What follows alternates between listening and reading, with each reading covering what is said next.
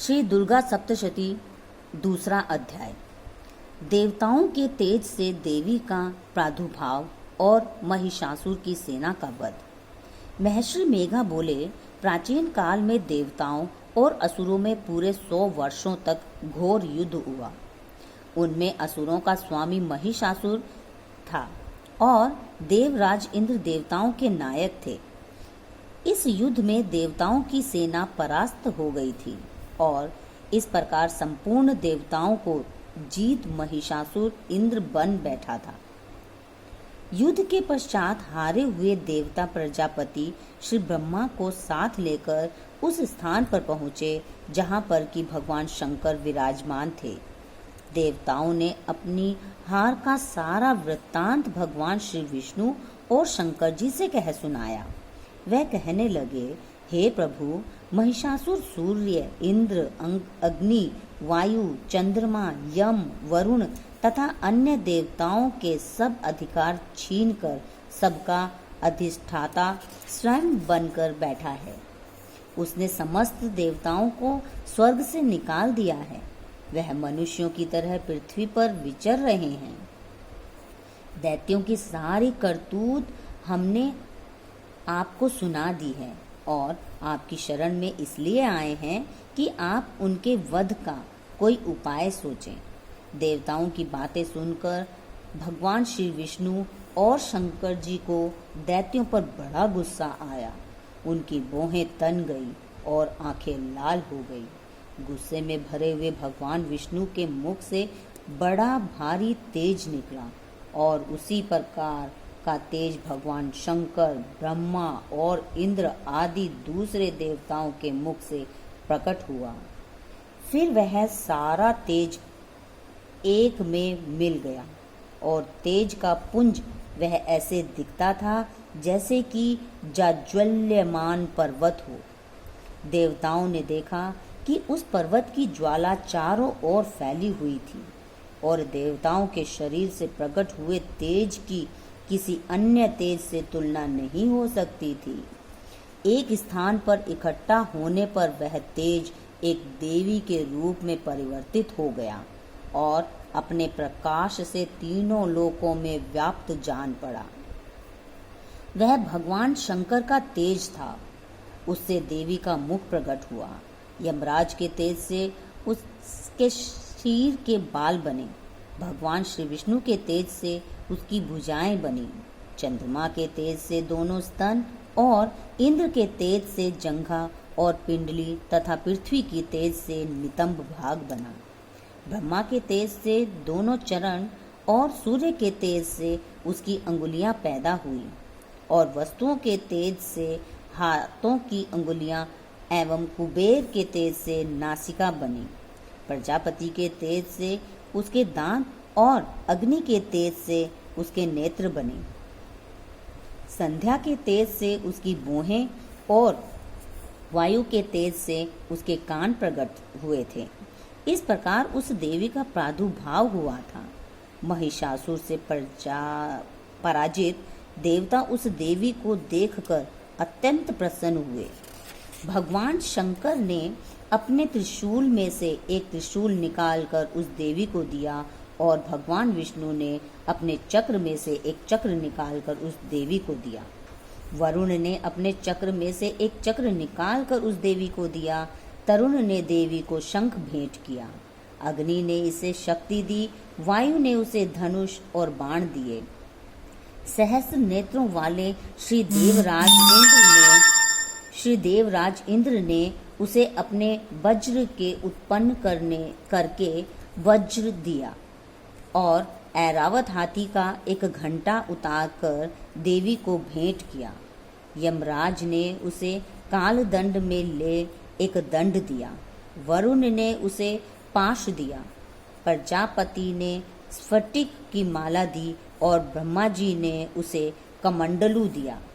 सूर्य ने देवी के समस्त रोमों में अपनी किरणों का तेज भर दिया। काल ने उसे चमकती हुई ढाल और तलवार दी तथा उज्जवल हार और दिव्य वस्त्र उसे भेंट किए और इनके साथ ही उसने दिव्य चूड़ामणि दी। 2 कुंडल कंकण उज्जवल अर्धचंद्र, बाहों के लिए बाजूबंद, चरणों के लिए नुपुर, गले के लिए सुंदर हंसली और अंगुलियों के लिए रत्नों की बनी हुई अंगूठियां उसे दी। विश्वकर्मा ने उनको फरसा दिया। उसके साथ ही कई प्रकार के अस्त्र और अभेद्य कवच दिए और इसके अतिरिक्त उसने उसे कभी न कुम्हलाने वाले सुंदर कमलों की मालाएं भेंट की। समुद्र ने सुंदर कमल का फूल भेंट किया। हिमालय ने सवारी के लिए सिंह और तरह तरह के रत्न देवी को भेंट किए। यमराज कुबेर ने मधु से भरा हुआ पात्र और शेषनाग ने उसे बहुमूल्य मणियों से विभूषित नाग हार भेंट किया। इसी तरह दूसरे देवताओं ने भी उसे आभूषण और अस्त्र देकर उसका सम्मान किया। इसके पश्चात देवी ने उच्च स्वर से गर्जना की। उसके इस भयंकर नाद से आकाश गूंज उठा। देवी का यह उच्च स्वर से किया हुआ सिंहनाद समा न सका। आकाश उनके सामने छोटा प्रतीत होने लगा। उससे बड़े जोर की प्रतिध्वनि हुई, जिससे समस्त विश्व में हलचल मच गई और समुद्र कांप उठे। पृथ्वी डोलने लगी और सबके सब पर्वत हिलने लगे। देवताओं ने उस समय प्रसन्न हो सिंह वाहिनी जगतमयी देवी से कहा, देवी तुम्हारी जय हो। इसके साथ महर्षियों ने भक्ति भाव से विनम्र होकर उनकी स्तुति की। संपूर्ण त्रिलोकी की शोक मग्न देखकर दैत्यगण अपनी सेनाओं को साथ लेकर और हथियार आदि सजाकर उठ खड़े हुए। महिषासुर के क्रोध की कोई सीमा नहीं थी। उसने क्रोध में भर कर कहा, यह सब क्या उत्पात है। फिर वह अपनी सेना के साथ उस ओर दौड़ा जिस ओर से भयंकर नाद का शब्द सुनाई दिया था, और आगे पहुंचकर उसने देवी को देखा जो कि अपनी प्रभा से तीनों लोकों को प्रकाशित कर रही थी। उसके चरणों के भार से पृथ्वी दबी जा रही थी। माथे के मुकुट से आकाश में एक रेखा सी बन गई थी और उसके धनुष की टंकोर से सब लोग क्षुब्ध हो रहे थे। देवी अपनी सहस्त्रों भुजाओं को संपूर्ण दिशाओं में फैलाए खड़ी थी। इसके पश्चात उनका दैत्यों के साथ युद्ध छिड़ गया और कई प्रकार के अस्त्र शस्त्रों से सबकी सब दिशाएं उद्भाषित होने लगी। महिषासुर की सेना का सेनापति चिक्षुर नामक एक महान असुर था। वह आगे बढ़कर देवी के साथ युद्ध करने लगा और दूसरे दैत्यों की चतुरंगिनी सेना साथ लेकर चामर भी लड़ने लगा और 60,000 महारथियों को साथ लेकर उद्दड नामक महादैत्य आकर युद्ध करने लगा। महाहनु नामक असुर 1 करोड़ रथियों को साथ लेकर, असिलोमा नामक असुर 5 करोड़ सैनिकों को साथ लेकर युद्ध करने लगा। वाशकल नामक असुर 60 लाख असुर के साथ युद्ध में आ डटा। विडाल नामक असुर 1 करोड़ रथियों सहित लड़ने को तैयार था। इन सब के अतिरिक्त और भी हजारों असुर हाथी और घोड़ा साथ लेकर लड़ने लगे और इन सब के पश्चात महिषासुर करोड़ों रथों, हाथियों और घोड़ों सहित वहां आकर देवी के साथ लड़ने लगा। सभी असुर तोमर, भिंदीपाल, शक्ति, मूसल, खड़गों, फरसों, पट्टियों के साथ रणभूमि में देवी के साथ युद्ध करने लगे। देवी का वाहन भी क्रोध में भरकर दैत्य सेना में इस प्रकार विचरने लगा जैसे कि वन में दावानल फैल रहा हो। युद्ध करती हुई देवी ने क्रोध में भर जितने श्वासों को छोड़ा वह तुरंत ही सैकड़ों हजारों गणों के रूप में परिवर्तित हो गए। फरसे, भिंदीपाल, खड़ग तथा पट्टिश इत्यादि अस्त्रों के साथ दैत्यों से युद्ध करने लगे। देवी की भक्ति से बढ़े हुए वह गण दैत्यों का नाश करते हुए ढोल, शंख व मृदंग आदि बजा रहे थे। तदनंतर देवी ने त्रिशूल, गदा, शक्ति, खड्ग इत्यादि से सहस्रों असुरों को मार डाला। कितनों को घंटे की भयंकर आवाज से ही यमलोक पहुंचा दिया। कितने ही असुरों को उसने पास में बांधकर पृथ्वी पर धर घसीटा। कितनों को अपनी तलवार से टुकड़े टुकड़े कर दिए और कितनों को गदा की चोट से धरती पर सुला दिया। कई दैत्य मूसल की मार से घायल होकर रक्त वमन करने लगे और कई शूल से छाती फट जाने के कारण पृथ्वी पर लेट गए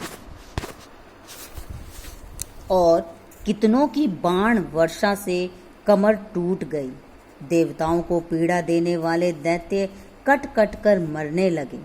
कितनों की बाहें अलग हो गई, कितनों की ग्रीवाएं कट गई, कितनों के सिर कट कर दूर भूमि पर लुढ़क गए, कितनों के शरीर बीच में से कट गए और कितनों की जंघाएं कट गई और वह पृथ्वी पर गिर पड़े। कितने ही सिरों व पैरों के कटने पर भी भूमि पर से उठ खड़े हुए और शस्त्र हाथ में लेकर देवी से लड़ने लगे। और कई दैत्यगण भूमि में बाजों की ध्वनि के साथ नाच रहे थे। कई असुर जिनके सिर कट चुके थे बिना सिर के धड़ से ही हाथ में शस्त्र लिए लड़ रहे थे। दैत्य रह रह ठहरो ठहरो कहते हुए देवी को युद्ध के लिए ललकार रहे थे। जहाँ पर यह घोर संग्राम हुआ था वहाँ की भूमि रथ, हाथी, घोड़े और असुरों की लाशों से भर गई थी और असुर सेना के बीच में रक्तपात होने के कारण रुधिर की नदियां बह रही थी। और इस तरह देवी ने असुरों की विशाल सेना को क्षण भर में इस तरह से नष्ट कर डाला जैसे तृण काष्ठ के बड़े समूह को अग्नि नष्ट कर डालती है।